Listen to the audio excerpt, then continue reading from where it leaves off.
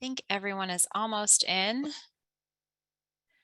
Well, good morning, everyone. I'm Geraldine Gardner with the Centralina Regional Council. I'm delighted to welcome you to our regional recovery workshop. This is the final workshop in a series of activities that Centralina has been leading for the past 10 or so months. We've been working hand in hand with our county emergency managers, with IEM Consulting and our great team here at Centralina to talk about how we look at recovery as an opportunity to build our communities back better than where they had started before a natural or a man-made disaster. And as we know, this work continues to be important to plan effectively for what might come to us in the future, to have a solid plan in place and think holistically about recovery, not just as the domain of emergency management, but as all of government, all of community endeavor. We know it's hard to think about recovery in a preemptive way, but this initiative is designed to give our counties and our stakeholders across government specific tools and resources to support the work that you do to help your communities be more resilient now and into the future. So today's workshop is really exciting. We're going to demonstrate some tools and resources and really set the stage for how we might continue this work in the future. In collaboration with our municipalities and our counties. Before we get started, and I introduce Christina Danis, our Assistant Director for Community Economic Development, I just want to recognize our emergency managers from our 9 counties who are on the call, our county and city managers, elected officials, as well as our partners from state and federal government. In particular, I just want to recognize Hillary Sherman from the EDA, who is our funder for this project. We're really grateful for the collaboration and look forward to continuing our partnership moving forward. So we hope you enjoy today's workshop, that you find the tools and resources useful, and you help us think through ways to continue our collaboration moving forward. And with that, I'm going to turn it over to Christina. Christina? Thanks, Geraldine, and good morning, everybody, and thanks for sharing your time with us. And as you know, Connor and I have been reaching out from Centralina with the IEM team, and I think you're really going to enjoy today's workshop. You're going to get some really tangible takeaways and things that are going to be very valuable to you as not only an EM planning lead or an EM support lead, but also as a local government official, elected official, county manager, and recovery planning partner. And if we don't hold that promise, you let us know, and we'll make sure that we do get it, make a valuable program for you for the Regional Resilience Collaborative. So my name is Christina Danis. I'm the Assistant Director of Community Economic Development for Centralina, and I'm here with my partner, Connor. Connor, introduce yourself. Hi, everyone. I'm Connor Choka. I am the Community Economic Development Resilience Analyst. Glad to be here with y'all. And we are working with our project consultant, IEM. I have Lee Zelowitz. Lee, introduce yourself. Sure. So I'm Lee Zelowitz with IEM, Emergency Operations Planner. I'm very excited to, help throughout this project and on to workshop 3 here and to see the future where this collaborative goes. And we have Shelby Rushing, our IEM GIS technical lead. Hi, Shelby. Morning, everyone. Shelby Rushing, Geospatial Technical Lead with IEM. Developed the web application map that you'll be seeing shortly. So looking forward to it. And for those of you that were fortunate enough to be with us on the Regional Recovery Summit, we have Jane Cage joining us. Jane's from Insight 522. She's from Joplin, Missouri, and a FEMA instructor, and she's going to help us today with our community capacity planning. Hi, Jane. Good morning. I'm glad to be here. And as Geraldine had said, this is really about working with the 9 county emergency management leads over the last 10 months. I've been with the project about half that time, 5 or 6 months, and it has really grown into something that has been fostered by their ideas and input. And this project when it turned the pivoted, I know that word is pretty popular lately, but to recovery planning, it was because that's what the EM leads and planning teams said that they needed, that they could use the Centralina support. And of course, this program is funded from the US EDA as a disaster recovery grant based on Hurricane Florence and Hurricane Michael in 2018 funding. So during that time, COVID hit as we launched this grant program. So recovery has become a topic as well as equity, and it has formed this project and the approach that we have taken with our EM leads from the 9 counties. And we have worked with all of the EM leads from the 9 counties on one-on-one interviews, focus groups, and others, and we'll talk a little bit more about that.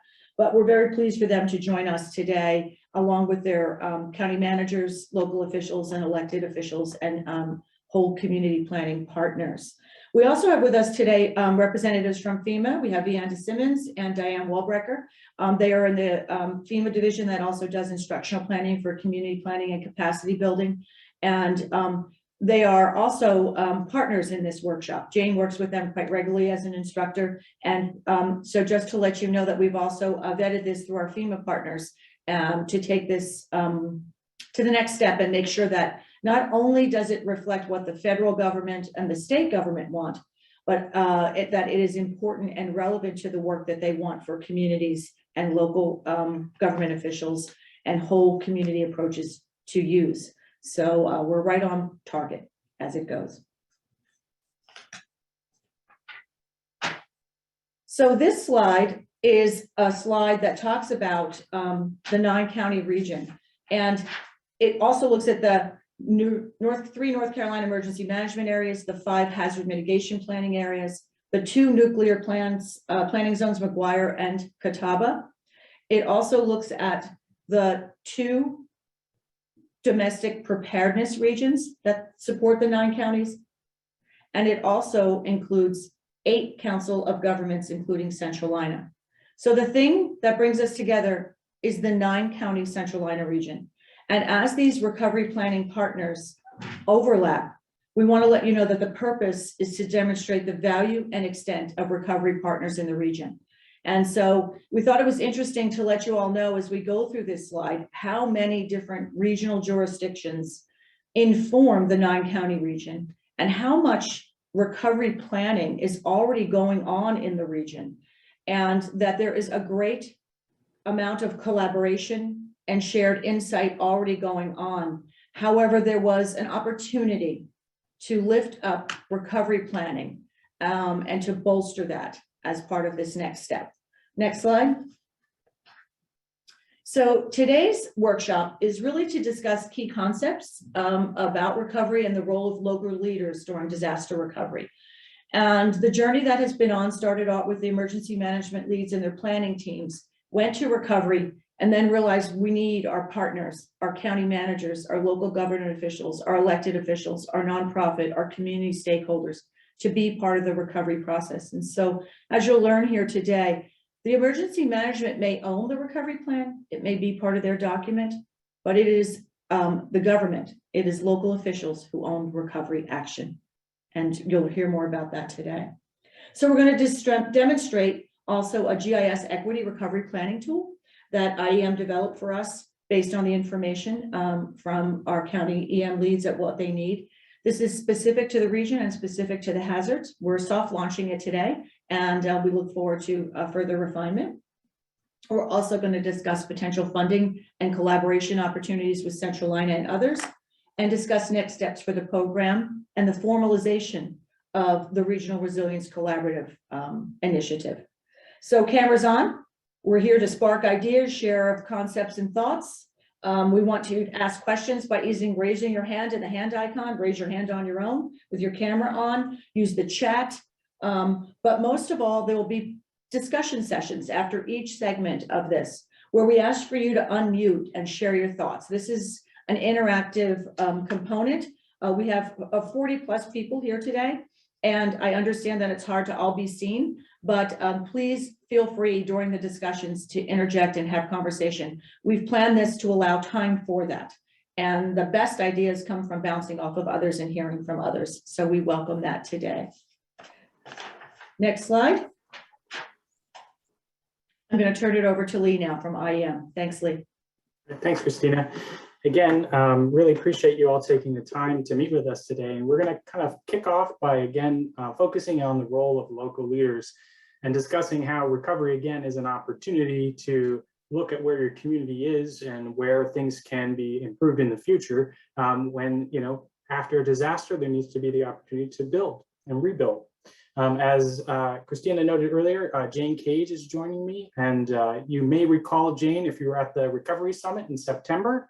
Jane's has a lot of experience in long-term recovery, building out of her initial experience with Joplin, Missouri, following the 2011 tornado outbreak. So I just wanted to say Jane will be taking the microphone here in a minute, but I'm going to kick off by covering some initial concepts. So kind of just set the stage.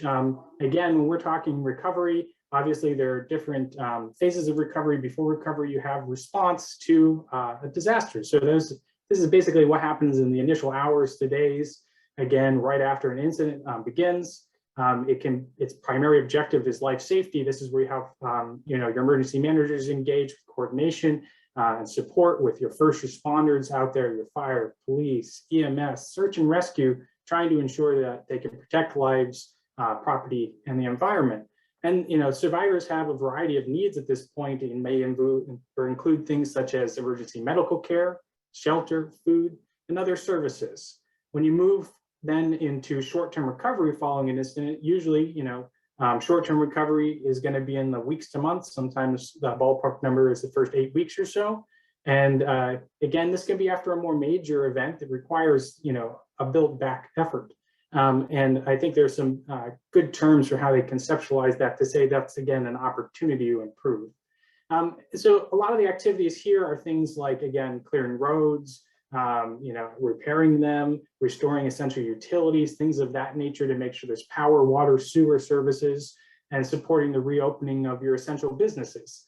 So again, there are the potentials for things, emergency services, again, for like sheltering, temporary housing. And it really does involve governments, nonprofit, public entities, private sector.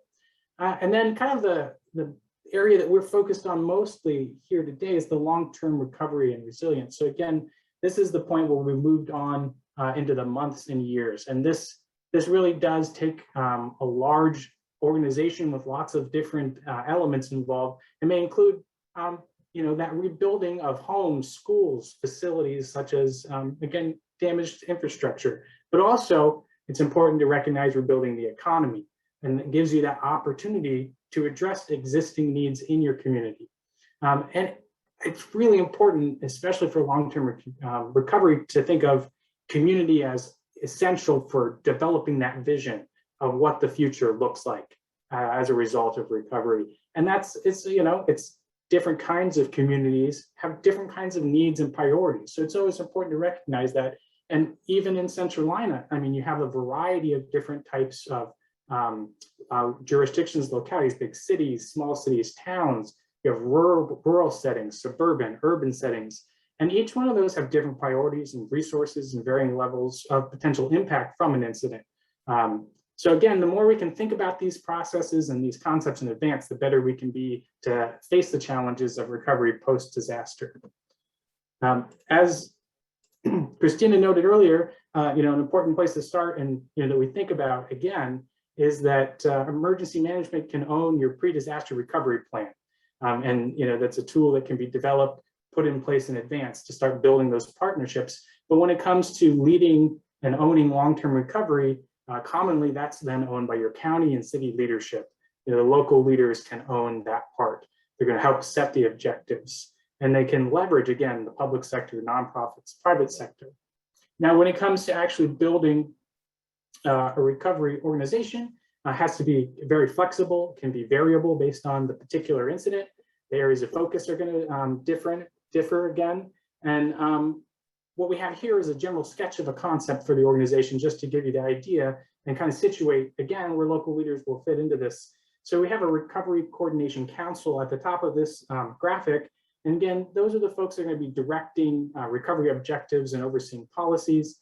It, could include a county manager, commissioners, department heads, nonprofit leaders. Below that, you have the local disaster recovery manager. This is the person that's designated by that leadership, the city or county leadership. And this can be pre-disaster, pre-identified, can be somebody whose full-time job is to think about recovery, but it also can be, for many jurisdictions, someone who's designated as part of the recovery process after a disaster. And they have the oversight to kind of execute the operational decisions. Again, prioritize recovery efforts. In the group below that, we have advisory staff. This kind of always reminds me, for the emergency management folks on the call, of kind of like your command staff in some respects, and that you have, PIO, legal advisors, folks like that, that then are going to help support that local disaster recovery manager. Can be government and community affairs organizations as well. And then below it is really the recovery committees, subcommittees, or sometimes known as working groups, which we're going to jump into a little bit more in depth here in a moment. And they're really carrying out the recovery activities. And so at this point, I want to turn it over to Jane, and Jane is going to dive into kind of a little discussion about what these working groups can look like, and then some additional thoughts, guidance, and key takeaways for local leaders in recovery.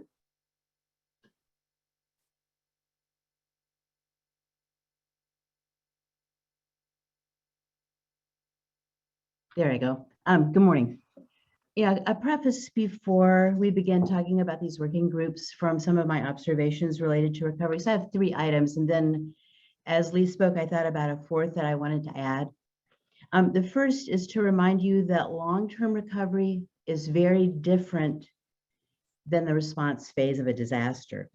Response works really well with a structured kind of command system where everyone understands their place and there's one person in charge. Long-term recovery is pretty different. It requires a lot of consensus and cooperation because, as the name implies, long-term recovery is really about partnerships. And a lot of people and a lot of organizations that you partner with, you really won't have any authority over them. They're going to be agencies that are independent, and the only way it works well is if you work together. So there's point 1. Point 2 is that I think successful recovery requires 2 components. It requires leadership and it requires management. And very often those aren't the same person. A leader is a person that's going to set the vision for what the recovery will look like, for a vision of whatever your recovered community will be to the people that live there. And so they're going to build consensus among the many groups, and then the managers are going to really execute that. We talk very often in the FEMA class I teach about the difference between leadership and management. And those are 2 very important components that you can't really distinguish, but they both need to be there. Third is, I'm going to urge you to make room at the table for as many people as will fit around it. And when it's full, bring up another table. Because recovery is better when the entire community is involved. You're going to reach out and find all kinds of people. So you should expect an array of partners. Of course, obvious choices like government, but then think about nonprofits that are going to serve vulnerable populations in your community. Think about the private sector, and even think about community volunteers. And the 4th point I really want to add as a local leader is, FEMA says disasters should be locally owned, and they really mean that, because at the end of the day, federal budgets run out to support you or be at your location, state budgets run out, other disasters occur. And I would say your chances of recovery are highly dependent on what your own community does. So don't be afraid to take the leadership role in the whole recovery process, because that's where it's really going to end up. It's going to end up right at your feet. So let's talk about some of the groups that you might build. The first one is an economic recovery group. And obviously, it's not the government's job to provide economic recovery in the way that you might think about it, because it's really going to be private development and redevelopment that's going to make recovery work. But you can certainly be an enabler of that in trying to figure out how you can maximize the public funding that comes your ways, how you can help with infrastructure so that employment can begin again, so that utilities are there, transportation is there, and you can play a role in workforce development. So when you think about people that might be on that committee, think about people like economic developers, think about the Chamber of Commerce, think about what Centralina can do for you as an economic development partner, about the EDA who's sponsoring this. Think about bringing in the Chamber. Think about bringing in the biggest industries in your community and their CEOs. And in North Carolina, particularly, think about agriculture and the role it plays in your economic development, and think about who might be the right fit for you. Health and social services. Health and social services, they're going to be folks in your community that have the ability to really manage their own recovery. They're going to have insurance, they're going to have social networks, they're going to have cash reserves.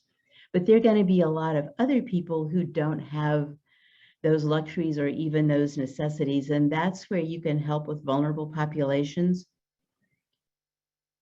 Think about the mental health of everyone in your region, including really yourselves and your own employees, because long-term recovery is a slog and it's easy to get bogged down. Some people suffer from post-traumatic stress from what they've seen and done and just the heavy weight that they bear.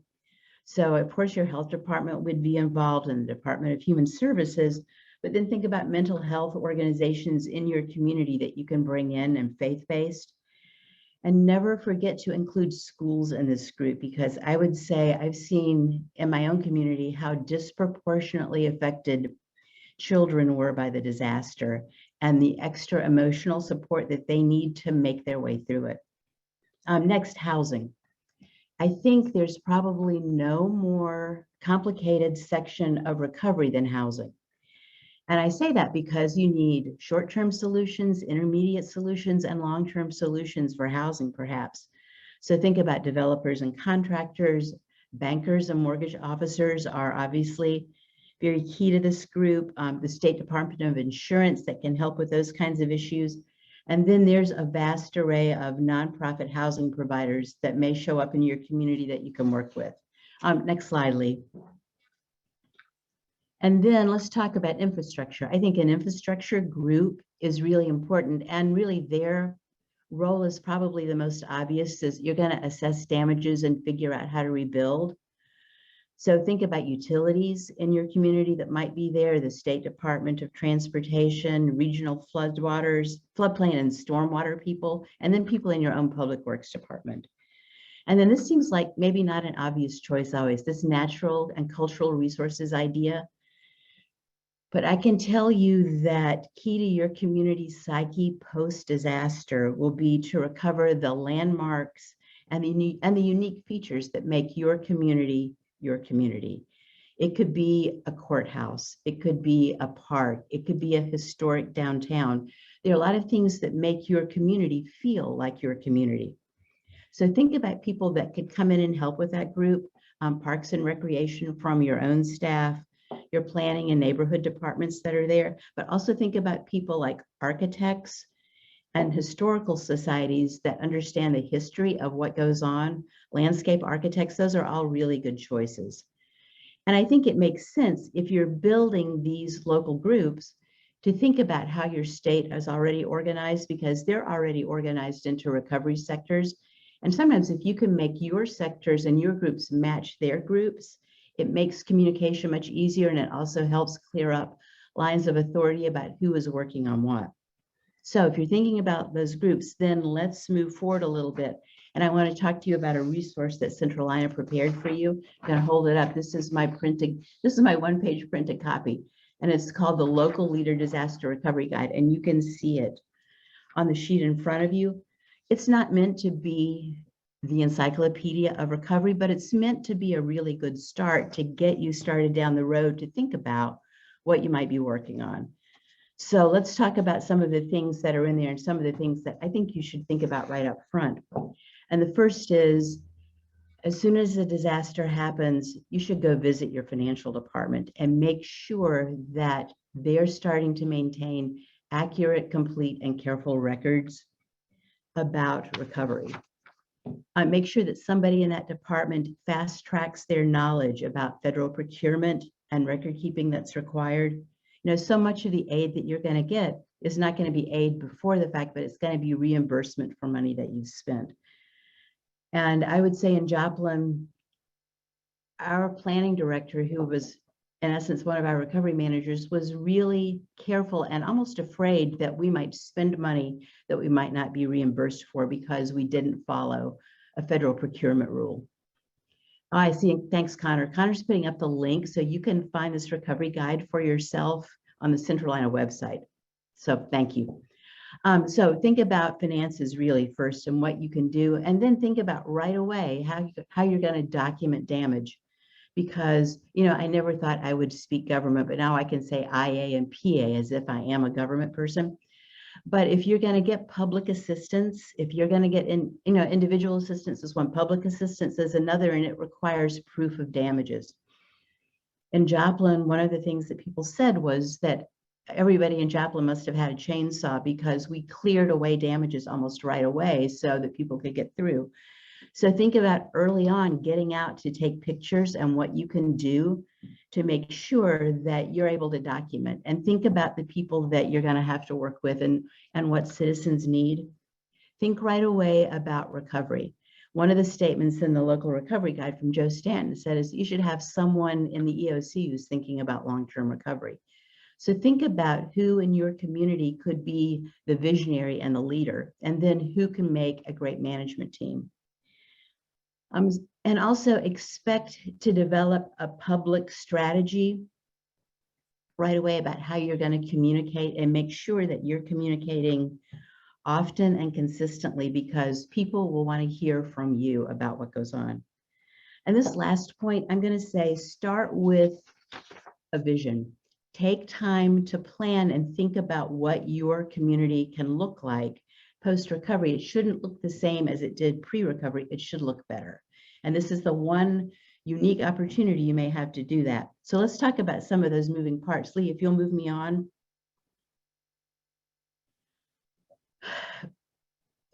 The people that are working around you don't get to put away their day-to-day functions very often, but they're having to do them under very difficult and different circumstances.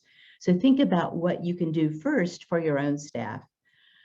Think about how you're going to manage their emotional needs and what's going on with them, and think how you can backfill and support positions that are really going to be important, such as code and building inspections. You're already collaborating regionally, but you might want to codify that some way with people around you so that you can have a clear plan of action, especially in a pre-disaster recovery plan. Where can you borrow building inspectors? Where can you borrow code people to help you get recovery underway? Encourage working groups to take action that you know about and that you support, but that all the work doesn't have to depend on your staff. Use them to kind of spread the burden. And then the nonprofits in your area, it's not really your job to meet individual needs in the community for citizen by citizen, but a lot of nonprofits are going to step in to do that. You can support them by giving expertise, where you can give them coordination. There are a lot of things you can do to make their job easier. So think about those recovery partners. And then lastly, let's talk about some of the key takeaways related to recovery. And this is just from what I've seen and what I've taught and what I've seen in other communities. And that is, use a disaster as an opportunity to solve some of your own community's pre-disaster problems. What I mean by that is, your community may have developed in an organic way, which is sometimes messy and sometimes not ideal. It may not meet code things that you want your community to meet now. In Joplin, for example, we needed more distance in the railroad right away, but there were too many houses close. Well, after the tornado, we didn't have that problem. We had no houses close to the railway. So what that let us do is establish the corridor that we really wanted, that we would never have had any other way to work with. So think about that. Take time to build a post-disaster plan. It's like a pre-disaster plan or a comprehensive plan on steroids. But the good news is that you already have a lot of what it takes to start a post-disaster plan. If you have a comprehensive plan in your community, your citizens have already worked on that, right? So you have input from what they think is important. If you have a mitigation plan that you've been working on, your all hazard plans, all those plans that you have to work on, they can become the basis for a post-disaster plan. But think about how important it is to involve the community. Your community will be much more vested in their recovery if they feel like they had a part in it.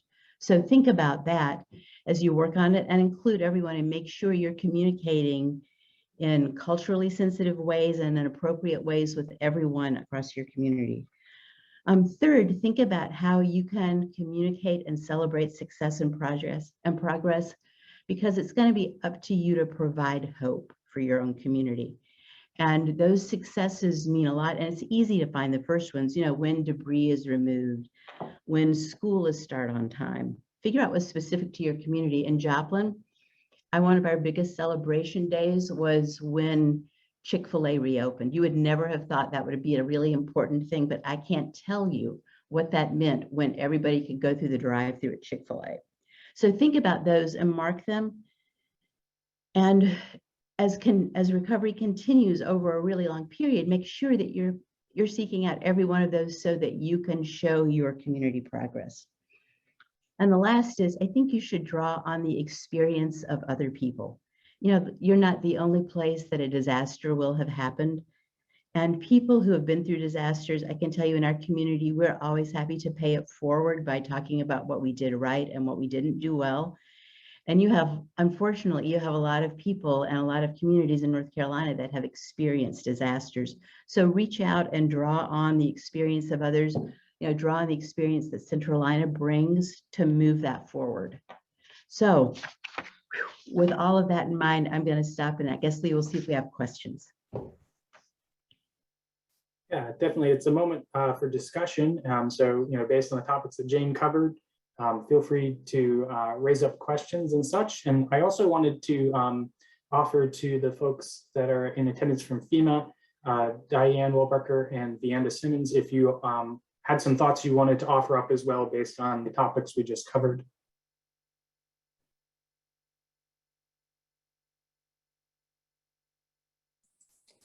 Sure, this is Diane. I'd just like to encourage everyone, and I know Jane talked about it, but I'd like to encourage everyone to do the pre-disaster recovery planning that she talked about. And especially, and you can even combine it, like she said, with other kinds of plans that you're already doing in your community. So I just think it's so important to do that pre-disaster recovery planning. And that's my pitch. Thank you. Thank you.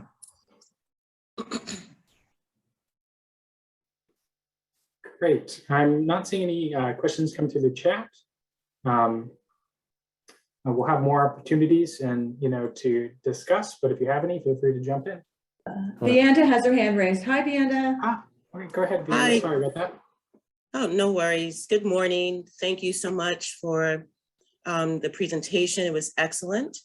I'm actually new to FEMA, and I have been here made my huge 3-month anniversary. But prior to joining FEMA, I worked with local government in New York City for many, many years. And so many critical points that were raised by all of the speakers came to mind as I thought about September 11th, working in city government at that time, and also fast forwarding to this recent COVID international crisis. And Jane, you mentioned a couple of many critical items, but a couple that came to mind that I hadn't thought about as critical recovery processes involve. One is your mental health and wellness.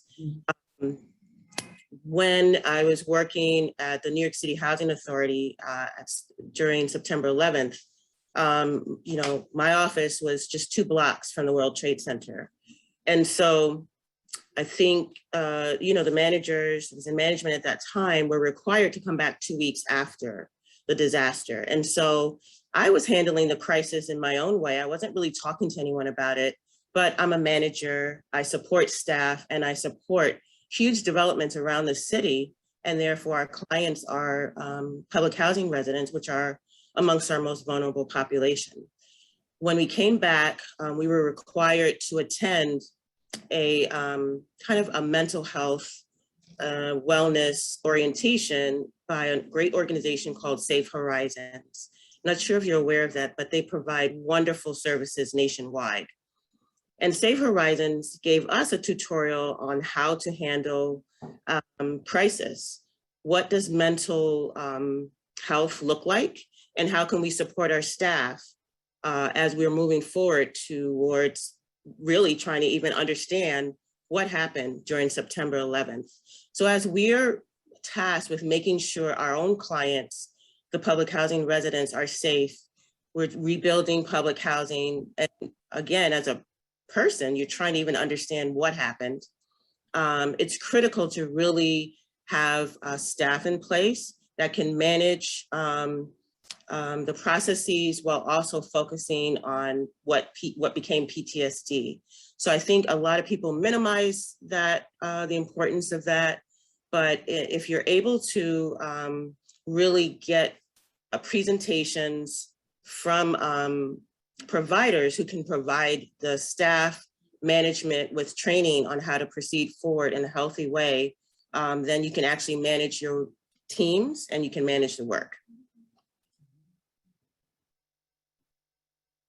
Thank you, Vianda, and welcome to FEMA, and thanks for your support on this. I'm wondering from any of our county managers or county leads out there, or EM leads. Oh, Wyke. Hi, Wyke. Hey, everybody, can you hear me all right? Good morning. First of all, Jane, we're in the South, so when the Chick-fil-A opens, it's a big deal. It is a big deal. My daughter eats there every single day before high school, and she wonders why she has no money. But I do want to say this for our folks that are not, full-time emergency managers.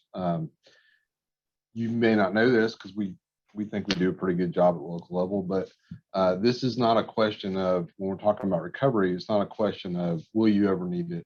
Or, we're hoping that we never need it, or it's theoretical.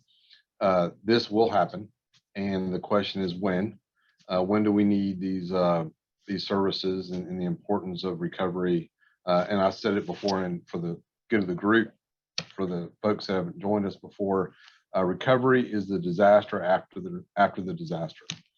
And so it is really something that can last for a number of years, and is vital to what we do to ensure that our counties are able to economically move forward and be successful. And we're blessed to be in the Charlotte region, which, if you have not had the opportunity to live anywhere else or work anywhere else in the country, we are relatively a wealthy community, and we have definitely benefited from growth in what we've done. So we're a boom area, and so we have growing pains just like everybody else. But our emergency management staff here in Mecklenburg County, the one thing I hear from them all the time is they get to do emergency management because there's always something happening, and it might be a cyber attack, it might be a fuel spill, it might be a weather event, it might be a pandemic.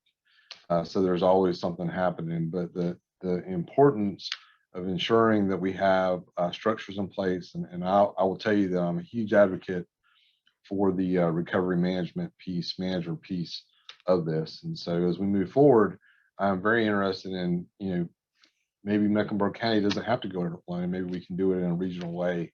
But I love the idea of having someone who is full-time in that recovery position to be thinking about recovery and to be working on the structures that are there. So the next time we have a Hurricane Hugo, or we have something really bad in our area, that we're able to recover from it. So not a question of if, it's a question of when we're going to need it. And so I want to make sure everybody understands that.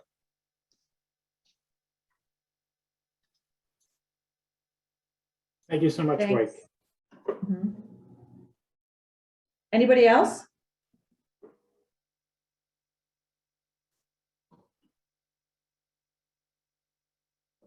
All right.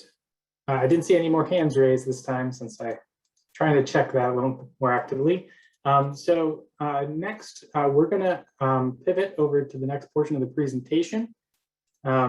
And again, this is going to be the focus on the GIS tool, which again, we're going to talk a little bit about kind of what this tool is, what its goals are, and kind of how to use it. Before I pivot over to Shelby, I'm going to cover just a couple of topics around it, and then you'll get to see it. So again, we keep emphasizing this, but again, recovery can be an opportunity to build resilience in your communities and advance equity. And I think traditionally it's easy for us to see how infrastructure can be part of that. So, but it's very much an important thing that we don't just think about hardening roads or building better bridges, but we also see that recovery again is an opportunity to focus on other areas such as the economy, which has been emphasized. You can look at in recovery, it being essential to get your workers back into their jobs and businesses running. Additionally, it's ways to look at what kind of businesses you need and gaps that might be there. Your community, again, for building resilience, we want to think about, again, what are the needs of the community and how can we address those even during a disaster incident in the long-term recovery, what needs do they have? But then that ties us very directly into equity and considering that there's a variety of different resources and individuals, families have different resources, and the impacts of a disaster can be disproportionate based on social vulnerability that's pre-existing in your communities. And so the reason I bring all of this up then is that when we start looking at this tool, the GIS tool, you can look at some different potential use cases. One is for your pre-disaster planning. You can look at what's happening in your community. You can look at specific parameters for social vulnerability, resilience, and try to understand an informed approach in pre-disaster for how you will do recovery. Obviously, you can't know the impacts of the incident because it hasn't happened, and you don't know necessarily what all the recovery needs will be as a result of those. But building from that data, you can establish planning assumptions, and this tool conceptually isn't just for recovery. You can use this to help with your planning assumptions for your other plans as well. So each plan has assumptions, and if you can inform with data, the goal is to bring more backing and reality to those assumptions as much as possible so that you can be better in terms of developing plans. So then post-disaster planning, so now the incident's happened, we have the ability to look at, again, using this web map tool to kind of look at what experiences for different communities, where they're located, looking at the social vulnerability, the resilience, looking at some overlays of where that damage has happened because you've assessed it. And then from there, that'll help you consider basically the decision-making about your prioritization, the use of resources to try to help those with an equity lens applied. So again, realizing that not everybody starts at the same place, so they may not all have the same needs to get recovery done. So that's a really essential piece of this. Now I'm going to turn it over to Shelby, who's going to give us a tour of the GIS tool. So I'm going to stop sharing my screen, and then Shelby should be able to share his. All righty. Can you see that? Okay, excellent. Good morning, everyone. Shelby Rushing here with IEM. Thanks for the opportunity to demonstrate this tool for you today. So this is a tool that's built on the ArcGIS online platform, which many of you may be familiar with. If you're not, it's very similar to what you would experience using Google Maps with some additional functionality. So when you bring up the tool, there's a little welcome screen. It kind of gives you a few instructions on how to navigate. But in addition to being able to pan and zoom like you could on Google Maps, there are also multiple layers that can be turned on and off. So we have sort of a default view with some layers, which I'll go through in a minute. But then you can turn additional layers on and off to overlay them with the initial layers.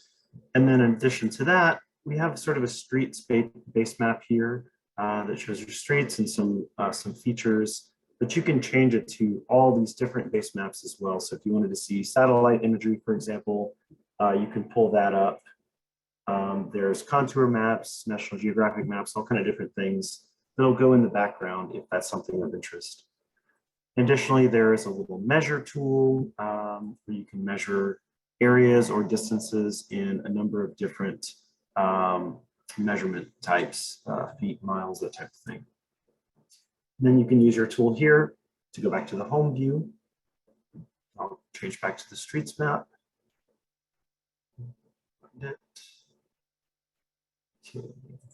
Great.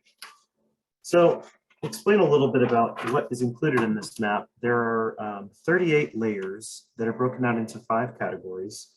The categories: critical facilities, transit, meaning bus and light rail, highways and rail lines, hazards, which we'll go into in a little bit more depth, and then resilience and vulnerability. And I'd like to start there. So we're looking at, where are the communities within your region that are perhaps the least resilient or the most vulnerable? And there are a couple of really great measurement tools out there that help us get to that. So one of them is the Housing and Urban Development Qualified Census Tract, which speaks to low income. So the definition there is low income housing tax credit qualified census tracts where 50% of households have incomes below 60% of the area median gross income. So really lower income areas overall, or a poverty rate of 25% or more. And that one is turned on by default. That's these little green blocks that you'll see throughout the map.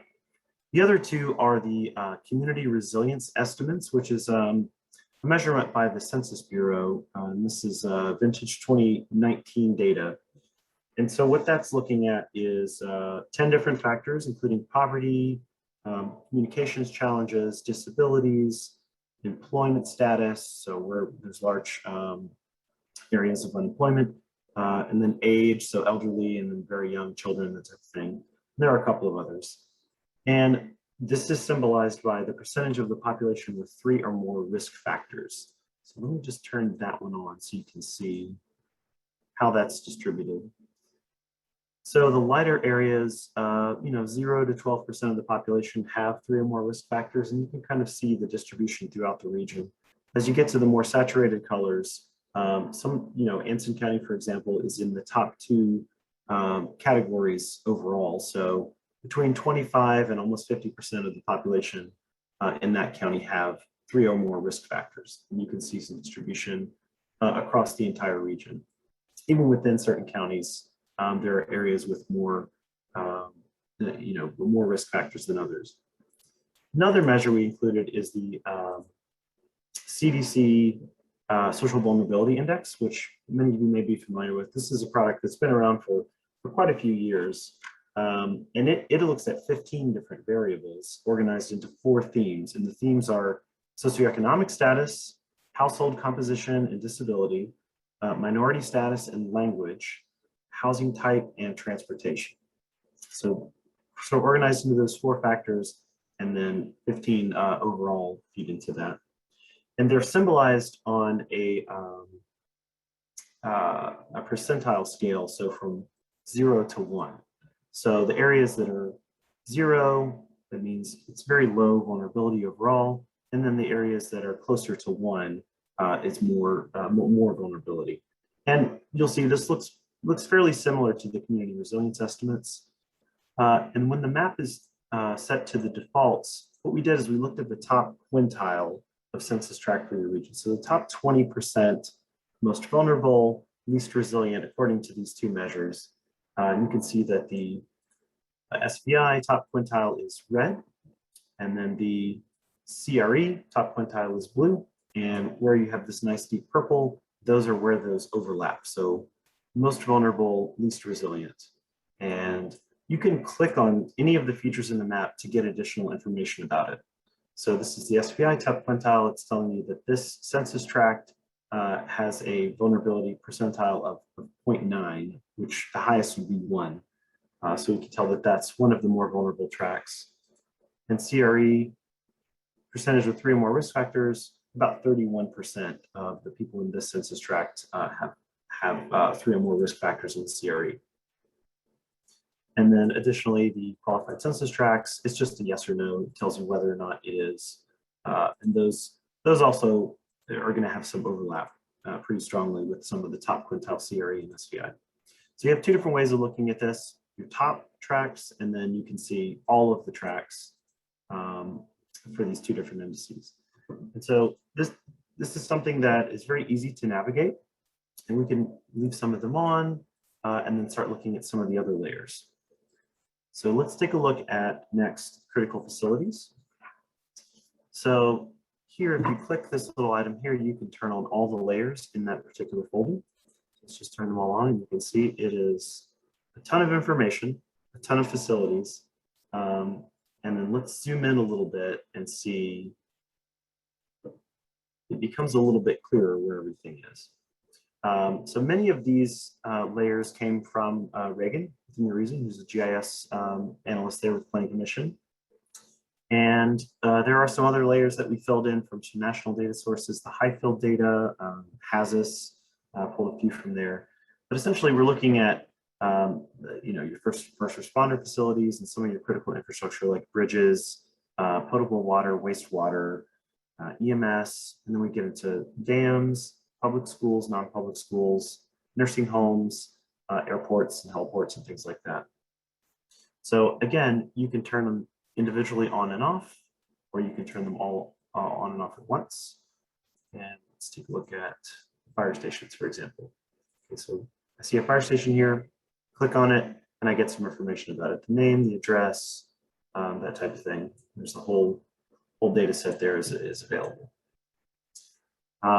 So this is good in terms of, where are the vulnerable critical facilities in my region? And you can see here they overlap with the vulnerability and resilience layers. So I can go to an area that is in the top quintile of those vulnerability measures and see, okay, there's some fire stations in that area. Let's turn everything on. Bus stops and things like that. So here you get a sense of how these layers interact with one another, and you can perform your analysis that way. So I'll turn those off now. We'll look at another layer. When you're wanting to navigate, click this folder right here, and that's your access point to all the other layers. So we'll go to transit. So here, and I'm going to turn all the layers on. Here we have the different, primarily bus routes, but also some light rail routes, the Lynx light rail. And then you have the CATS, park and ride, and as well as the routes. So I'm going to zoom out. And you can see, let's see if I can switch the background to a little bit clearer one. Here we go. Right.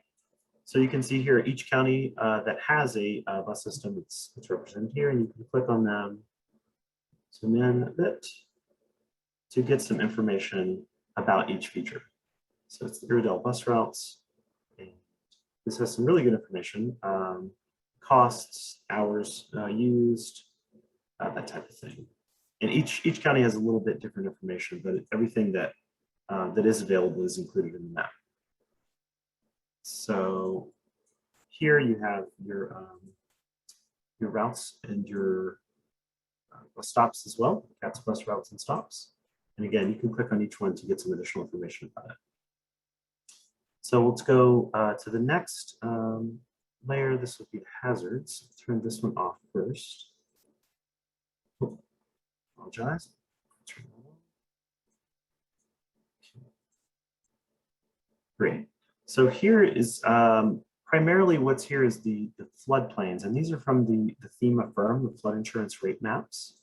So these show you the areas that are in the 100-year floodplain, which is going to be your A and AE zones, 500-year floodplain, which is this 2% annual chance, 1% future conditions, and the community state encroachment areas. The areas of minimal flood hazards, those are your X zones.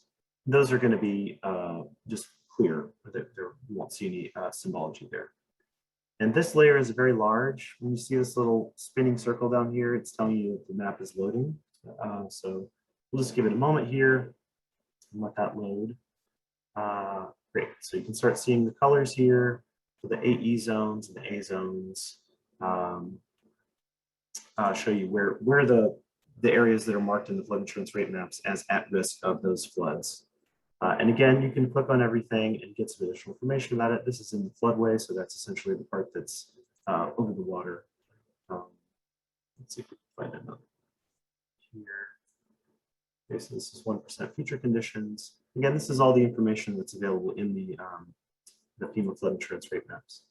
Now, where you can get some really interesting analysis here is if you turn on critical facilities, for example. Then you can start to see, okay, where are my critical facilities that are in those flood zones?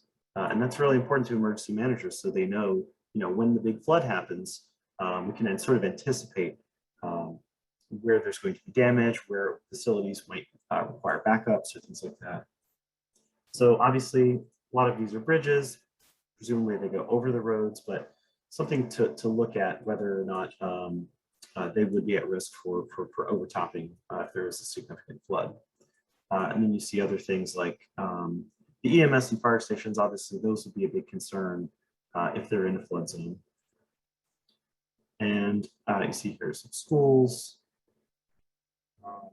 Through a bit outside of the flood zone. This is the background layer, which I'll turn off just for clarity. Okay.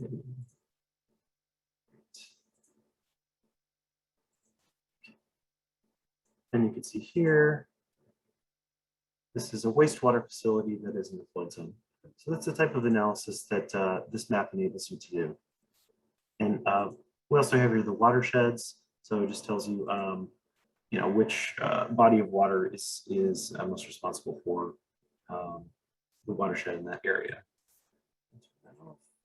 And I did have one more layer here that we can take a look at, which is the highways and rail lines.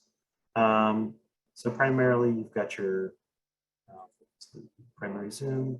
So you've got your interstates, got your US roads, North Carolina highways, regional roads.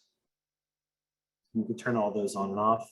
Additionally, you've got the railroads and then the Amtrak routes and stations. Look, railroads beneath that.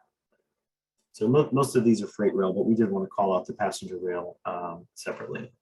And again, just like everything else in the map, you can click on individual features and access all the data that is available for that feature. So it's a station, it tells you the address and that type of thing. So that's a basic overview of the map. We do have some additional features that we're working on building in. So we want to link more specifically to the documentation that's available for these community resilience estimates and the social vulnerability index. As I said before, the social vulnerability index is made up of 15 factors.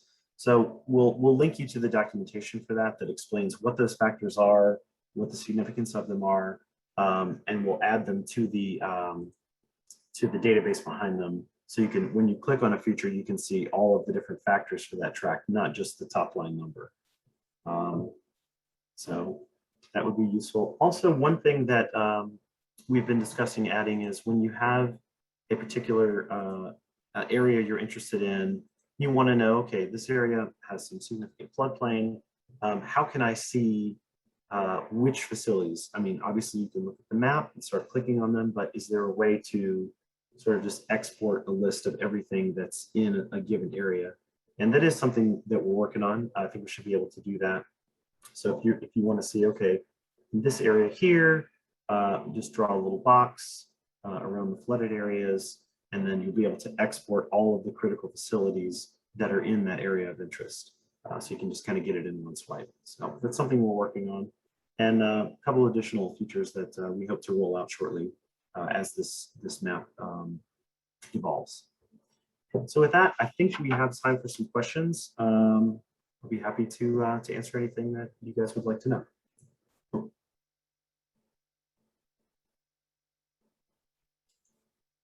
Thanks, Shelby. This has been exciting to see. I hope you're all excited by it. Thanks, Darla, for your comment. It is a great resource. And one of the things where Shelby's really been listening and taking information in, we got to beta test this with Rodney Diggs and Brian Nance from Anson to see how they might use it and find value. And they found it to be very valuable. They liked the address feature. You're also able to put an address in and zoom into that on the map. If you see that in the top left corner of the screen.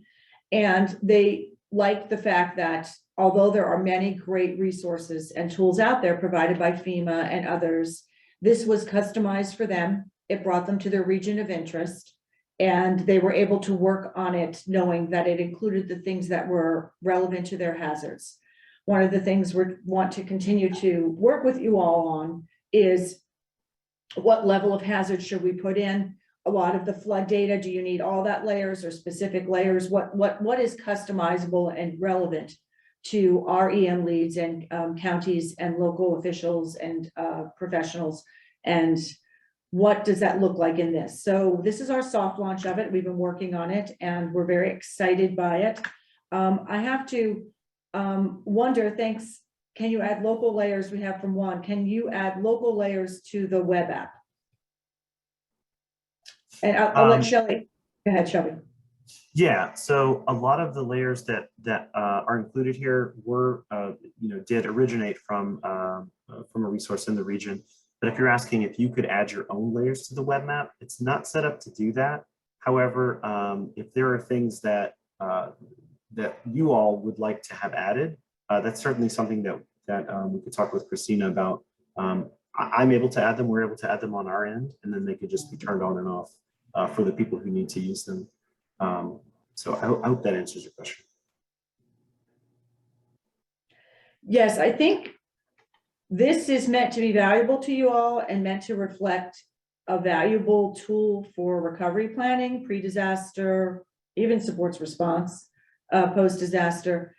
And this tool was funded from this portion of the grant program. And in the next portion, I'll talk a little bit more about opportunities to continue to refine this tool and to partner to make sure that it is as valuable to you as it needs to be, and that it also it continues to be ongoing. Because it's one thing to have a tool and get it up there and going. It's another thing to manage that tool, make sure it reflects the most recent and updated data, and that it includes the layers on the ground that are reflective of your needs that maybe you're not data managing, but someone else is. So we want to continue to have that conversation, and that this is a critical component of the Regional Resilience Collaborative moving forward and making sure that this is a programmatic component. And so we'll continue the conversation. Anybody else have any thoughts or questions they'd like to share?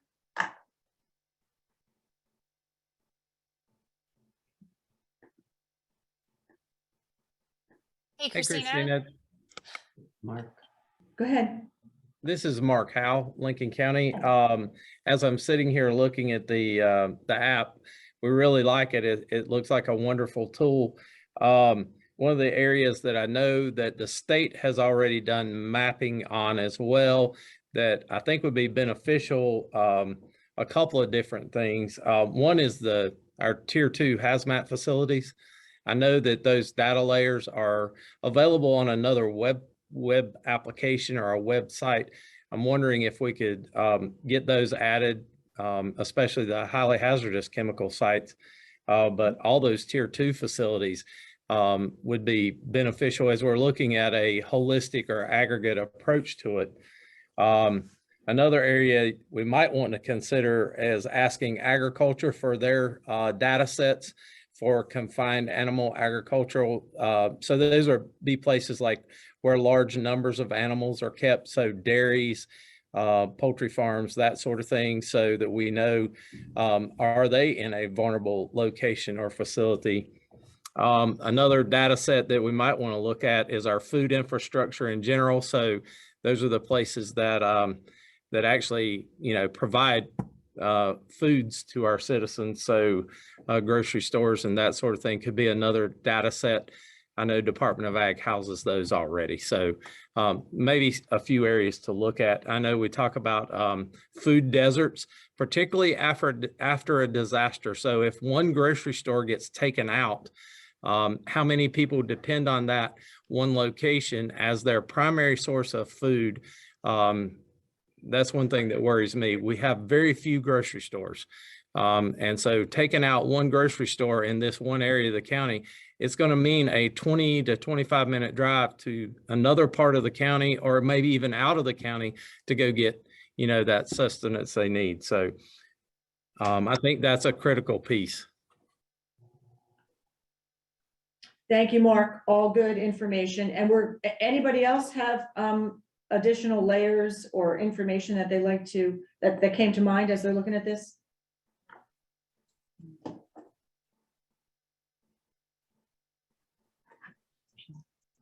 I just want to say, Mark, I totally agree with the suggestions you've had. We've mapped tier 2 data for a lot of different projects before. So if we can get access to that, then it's something that we could definitely add. And I know the grocery stores are also available as well, and we'll work on getting that data set. We may not have it readily available for every county, but we'll certainly reach out to the county GIS partners and academia and others who are working on this to make sure that we can get the best layers available for you. And I think that all makes sense. So thanks, Mark. And I will let you know that this portal, as we go into the next part, I'll talk a little bit about how it fits into the collaborative and how it coordinates with next steps for the project. So thank you, Shelby. Thank you.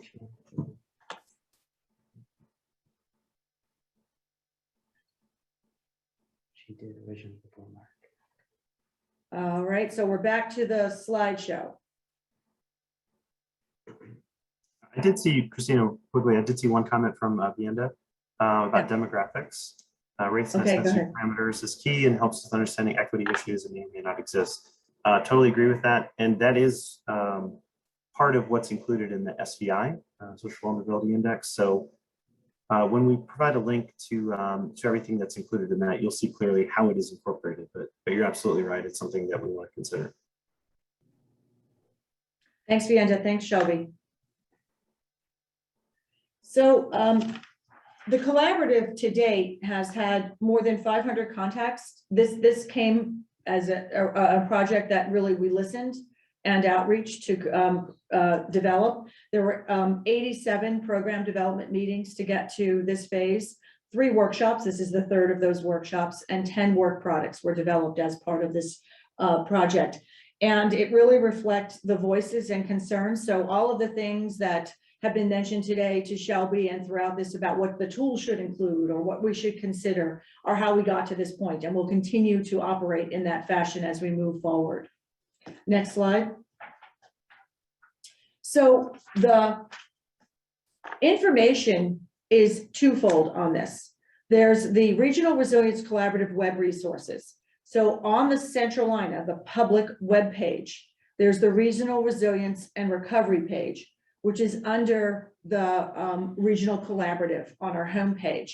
And there you'll find the Local Leader Disaster Recovery Guide. You will find video clips and information about the project as it moves forward. That's the overview of the project. The GIS Equity Tool, the Pre-Disaster Planning Template Guide, and the development guide that supports it, which has already been given to all of our EM leads at our last workshop in October. That sits in the Centralina Member Benefits portal. That portal requires a password to get to, and it is our member portal page. These are project-specific materials. They are collaborative and benefit to our members, and that's where information that is specific to templates and curated for each of them. So there are 2 folds to it. Everything is available on the web. It is a matter of, are you coming in as a public member, or are you coming in as a Centralina member benefit as part of this? And the information is there. So we can offer that to our members, and we'll share with you the member portal access and all the information. It's readily available to all of you. So as I mentioned, the member portal includes the pre-disaster recovery plan and the plan development guide. These are they were developed specific as part of the collaborative. They are county specific customizable resources. All of our EM leads for the 9 counties have received them, and they were subject to comment. They are templates. They will help create and curate a local pre-disaster recovery plan that reflects regional hazards and concerns. It creates an opportunity for shared learning. It creates an opportunity to continue to collaborate moving forward with resources, amenities, staffing, nonprofit connections, assets, tracking, all of that through this pre-disaster recovery plan. So I'll take you a little bit through what's in the guide. This is again on our member portal. So next slide. So how do we get to these supportive services? Not everybody in the county right now has a fully vetted recovery plan guide. So getting to that, what will that take? How will this collaborative and Centralina and this group of EM planning leads and partners and county and government officials get there? You're going to need access to grants and capital. And Centralina in the past has done the small business and micro enterprise support as part of COVID relief. We did that for Union and Mecklenburg County. So we're familiar with setting up for you economic development, small business lift up, those local economic capacity building opportunities that can happen as part of recovery support. One of the things that's interesting is what you saw today, and we'll talk a little bit about this next, is the disaster recovery job positions. As Jane and Lee alluded to, these are not things that you can do without a job description, without an identified person who is the lead and the responsibility, so that project management, tracking of those assets, technical assistance, recovery support functions, and whole community. These are things that Centralina can help coordinate with you and customize to what makes sense in your county and your local jurisdiction. We can also help with a pre-event recovery ordinance. How do you put ordinances in place to ensure that these positions and strategies are codified and reflected in the day-to-day activities of your community? That leads us to government coordination, that whole community collaboration and partnership. Of course, at Centralina, we can help with workforce upskilling with our workforce division and department, and health and human services, our aging department, and our planning department. We can also help with infrastructure resiliency, nature-based solutions, your flood hazard, and digital inclusion and risk mitigation. So we're your partner in these recovery support services, and framing what that looks like and how we coordinate moving forward is where this project is transitioning to. Next slide. That's going to take funding. So the potential funding for this comes from the American Rescue Plan Act, the FEMA mitigation planning opportunities, EDA, who's funded this program thus far, Department of Ag, HUD, Housing and Urban Development, and Community Development Block Grant. And not to not recognize, but either bolster those existing plans that EM is already working with. We don't want to erode in any of the dollars they already have for the great planning and collaboration that's going on. Perhaps this is an opportunity to be more collaborative or bolster those plans for this pre-disaster and recovery opportunity in their state hazard mitigation planning through the Office of Resilience and Recovery, through the work of NC Commerce, the Urban Area Security Initiative, and the nuclear planning components and domestic preparedness plans. So there's an opportunity for the future to potential and connect, and there's also an opportunity to bolster within all the great work that's already going on already. So let me give you an example of what that might look like. So Lee presented earlier, and Jane supported this, and it was lifted up by Wyke in his conversation about how do you come up with this local disaster recovery manager? How do you transition to this? And this is a slide that we shared with our EMs at our October workshop, which was specific to their needs and to gather details from them to get to today, is who is that position? It could be a county manager, a deputy county manager, an executive staff, a director, an outside hire. Whoever it is, they have a position and they're in an org chart. They also can support different recovery planning units, community planning, economic, health and social, housing, infrastructure, natural and culture, the examples that Jane took you through and how those committees will work. What's really important is there's an org chart, there's a job responsibility that backs it up, and there's an understanding and recognition of what that role is. Next slide. So for example, the Logistics Management Institute and Centralina can help with this, can help define what those job positions may be. How do you define them? How do you customize them to your needs and desires and at your organizational level? And there's great resources out there to help craft those. I'll support them with ordinances, put them in a recovery plan and codify them as part of your local comprehensive EOPS and other planning opportunities. Next slide.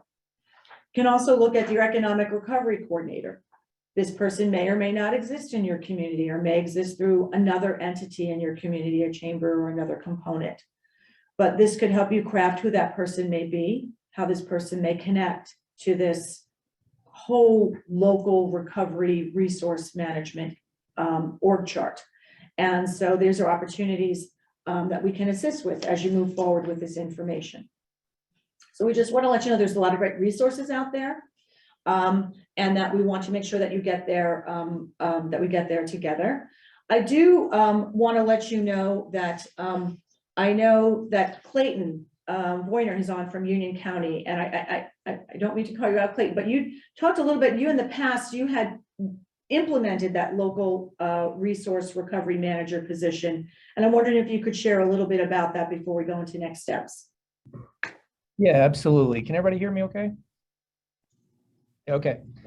So just a little bit of background. I'm Director of Strategy and Innovation for Union County, but my previous role was Community Planning Development Director down in Richland County, South Carolina. And anybody who may be familiar with down there, flooding is a huge issue down there. And back in October of 2015, Hurricane Joaquin came in and basically put them in the 1,000-year flood. And so fast forward about 4 years later, when I became the Community Planning and Development Director, some of our efforts were going well, some not so much. And so that was one of the areas of my oversight. And we established, what we realized was we had this sort of, there's a reference to a coordination council. We had something similar to that, a blue ribbon advisory committee. But what we didn't have was a good internal structure, an internal governance structure. And what we were able to do with that, we did have a working group, but we expanded that to include, our COG, the State Disaster Recovery Office, as well as USC, which had a hazard mitigation division within their university. And so in establishing that internal governance structure, we had an oversight committee. We had a local disaster recovery manager. We even went so far as to use some staff augmentation to have an assistant local disaster recovery manager, as well as other project managers and other ancillary staff, which could be inspectors, estimators, things like that we really needed. We didn't have the capacity as an organization to really speed up our recovery efforts. We were well behind. But after implementing that, we saw over 200% increase in how quickly and efficiently we were building homes, and because that was a main focus in Columbia, was the number of unmet needs related to housing. So I can tell you just from direct experience that having that internal governance structure, and not just including the position, but also someone who's going to have some experience developing policies and procedures, things that you will need to operate on a day-to-day basis. And so that went very far in helping us and actually gave us the confidence to write our own action plan when we received mitigation funding. So we had gone out with a consultant originally with our disaster recovery plan, but when we received mitigation funding, we were able to develop that plan in-house.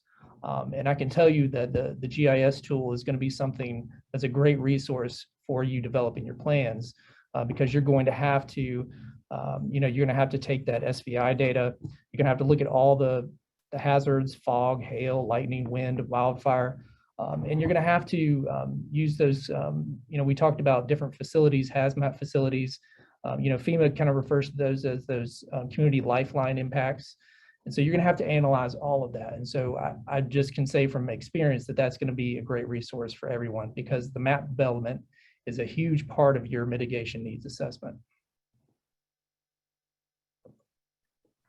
Thanks, Clayton. Thanks for sharing that real life experience from our neck of the woods. It's greatly appreciated. And I look forward to Union as well as the other counties taking lead on moving forward and being our partners in this. So where are we headed next? We're going to be doing presentations to the Centralina Economic Development District on January 20th, the executive board on the Centralina Executive Board on January 12th. We're also going to reach out to all county managers, and we'd like to do individual outreach meetings. Perhaps this could be at a meeting of your choosing, whether it be Board of County Commissioners or another executive meeting or another type of meeting, where we can bring the tool to you and take you through a mini version of what's happening today that's specific to your county and allows for that to have a conversation around your needs in the region. As I mentioned, we've already developed some collaborations, the website, the member portal, the GIS equity and resilience tool. We're going to continue to collaborate on those.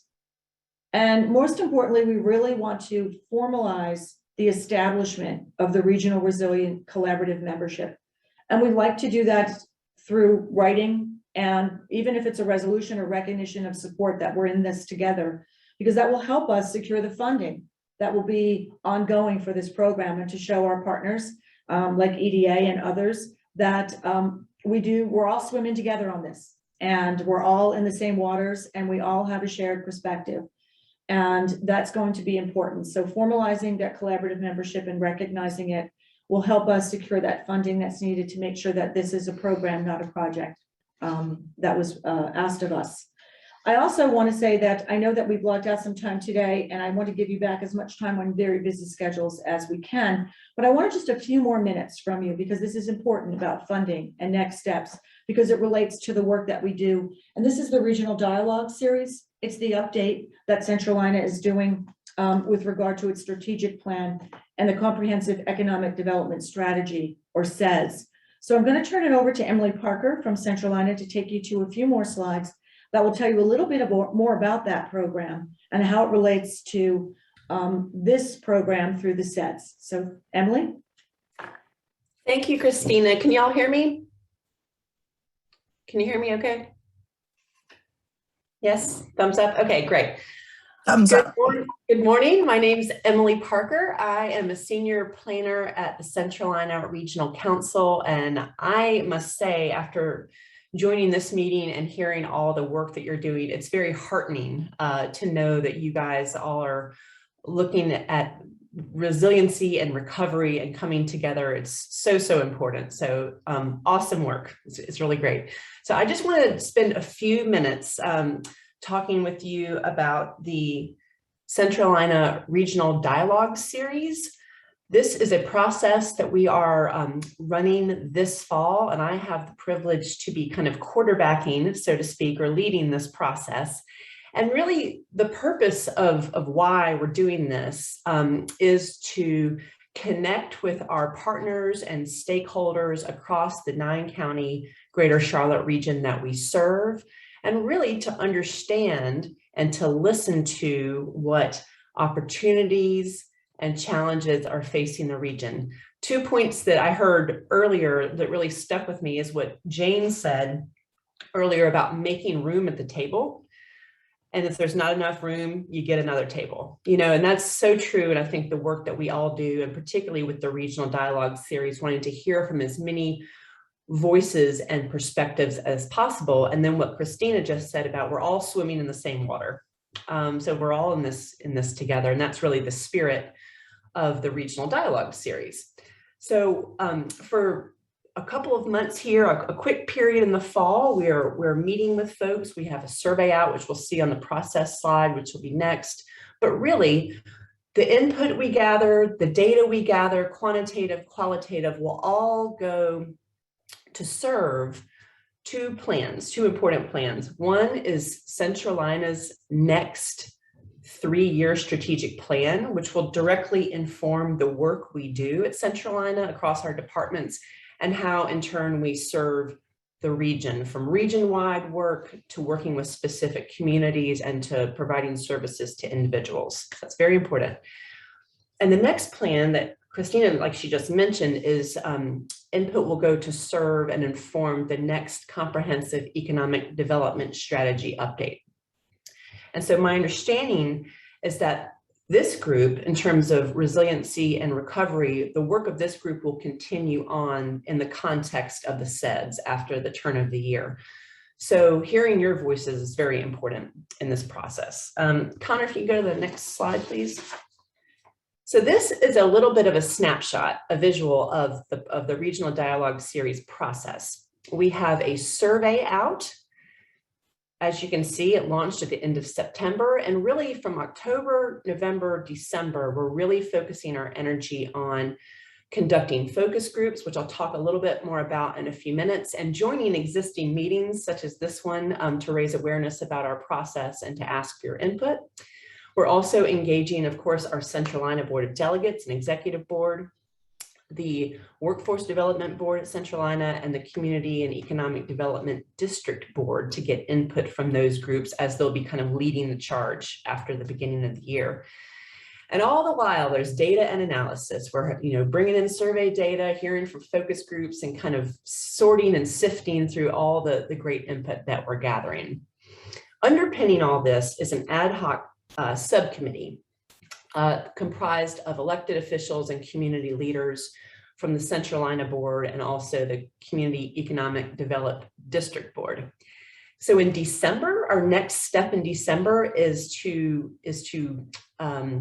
put forth, kind of work through, gather insights, pull out themes, what's emerged from the survey, from the focus groups, share that with our subcommittee. And really in January, also at the January 12th and January 20th meetings, we'll be sharing an agenda with you guys, is to really put forth proposed regional goals to both the Centralina Executive Board and the CEDD Board. After the beginning of the year, the work will continue in terms of the Centralina Next Strategic Plan and the CEDS. The work will continue, but it will fork and go in 2 different directions. So that is a snapshot overview of where we are right now. So Connor, next slide, please. So as I mentioned a second ago, the survey launched at the end of September. It will be open until November 30th. And if I saw the chat correctly, Connor has kindly put the links to the survey there. There's the English version and also a version in Spanish. So please keep note of that. The subcommittee gathered in October to provide some kind of starting out guidance for us. They will gather again in December. And also engagement is going. So we've been conducting focus groups, joining existing meetings, and that will wrap up December 10th. And you can see there on the right side of your slide are the members of our subcommittee. So Connor, if you can go to the next. So there are really two-ish asks we have of y'all. One, well, first, if you've already taken the survey, thank you very much for doing so. And looking through the participant list, I see a couple of you have. If you haven't, we would love to have 10 or 12 minutes of your time to take that survey. You can just click on the link in the chat or copy and paste it out into another window for later. That would be wonderful. If you want to share it with your colleagues, that would be wonderful as well. We are interested in hearing from as many voices as possible. Another ask is this week, day after tomorrow on Thursday, there will be 2 opportunities to join a focus group. Both groups will have the same process and content. It's more about if you have time in your schedule to join. But the purpose of the focus groups is to dive deeper into what we've heard thus far in the survey and to really talk about how it impacts your community, your work, and also the region. So it's a mix of poll everywhere polling, small group discussion, and so on. So that's what I have for you. Are there any questions? Or any, Geraldine, any other comments? I think you got it all, Emily. All right, hearing none, I will put the links, the registration links to the focus groups in the chat to make it easy for you if you're able to join. Thank you. Thanks, Emily. I really appreciate that. And I really think that making sure that we're headed in a direction that reflects your local and regional wants, desires, and needs is really what we want to do. So, and that means lending your voice. So however you can do that is really appreciated. And so I wanted to, before we end today and give you back some time on your schedule, I want to make sure, are there any questions about the collaborative? Are there any questions about the tool or something that we're missing, or next steps that you have that you would like to share now before we close for the day? I will let you know that this PowerPoint will be available. The interactive slides that Shelby did for you today will be part of a recording. That recording will also be available. So you'll be able to share and visit this again.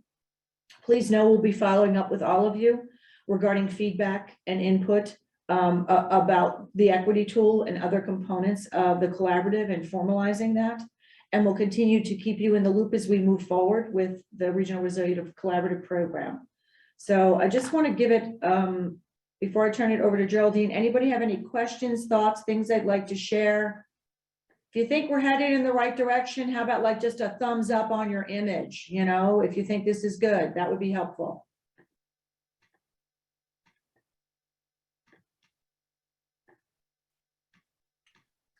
Saw some good emojis there, Christina. Well, thank you all for joining us. We really appreciate your time. We know how busy all of you are, and it's oftentimes really hard to think ahead and to think about recovery in a proactive way. But I really like what Wyke shared as a practitioner and a leader in the space in the region, that it's not if, it's really when. And so our role as Centralina is to be a support, to support local action as we lead regional collaboration. And we really want to make sure that the tools that we're providing and the conversations that we're stewarding will help all of you in the great work that you do for your community. So if you're not already in touch with Christina about next steps and your interest in participating in next steps, please do so. We're going to respond to your demand. So we look forward to hearing from you. We look forward to having those one-on-one county conversations. And we encourage your participation in the regional dialogue series that Emily mentioned just a few moments ago. So thank you all. Thank you to our team at IEM. And thank you to Jane and our partners at FEMA and at the state and all of you across the region for joining us today. Thanks and take care. Thanks, everybody.